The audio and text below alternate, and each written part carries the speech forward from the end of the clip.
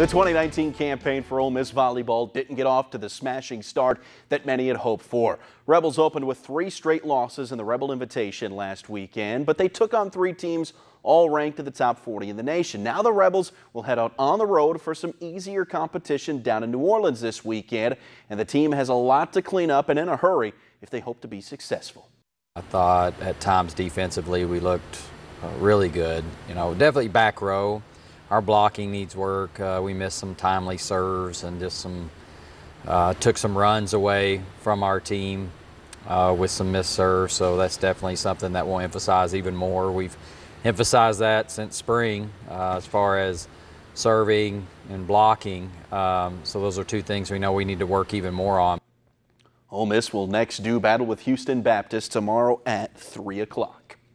Well, Ole Miss searches out their first victory of the season. Mississippi State already 2/3 of the way to their win total from last year. They went 5-26. MSU heads to Hattiesburg with a shining 3-0 mark. Bulldogs will see New Orleans, Arkansas State, and Southern Miss over the next couple of days. It's all part of a plan to help build confidence for a young MSU team. State not going to play one Power 5 team in the non-conference all season long.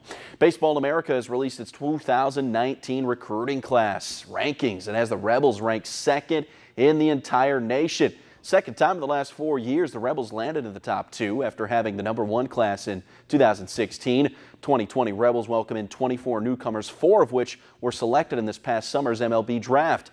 Ole Miss is second to only the defending national champion Vanderbilt Commodores.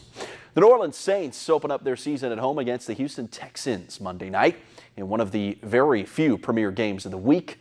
Monday's game will pin one of the game's highest powered offenses up against one of the most imposing defenses in the league, and the Saints are well aware that they'll have to know where that number 99 is at all times if they hope to be successful in their season opener. I mean, as you can tell, the guy's a heck of a player. He kind of just controls that defense. He's really good with his hands. He's just overall just an elite player. So we'll have to scheme for him, of course, and just really see how things go. Antonio Brown is back to stirring up drama with his new team. Brown reportedly got into a heated exchange with Raiders general manager Mike Mayock yesterday. He's now likely to be suspended.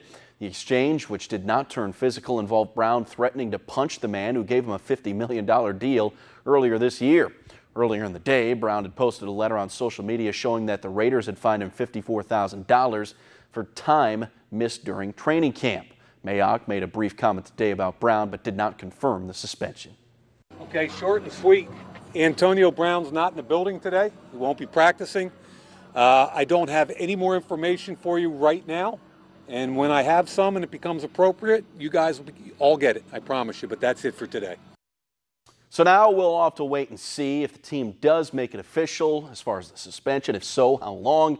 If Brown is suspended, the Raiders could look to void $30 million in guaranteed money from his contract. Team could also look to release the troubled wideout without having to pay him as much as his $1 million signing bonus.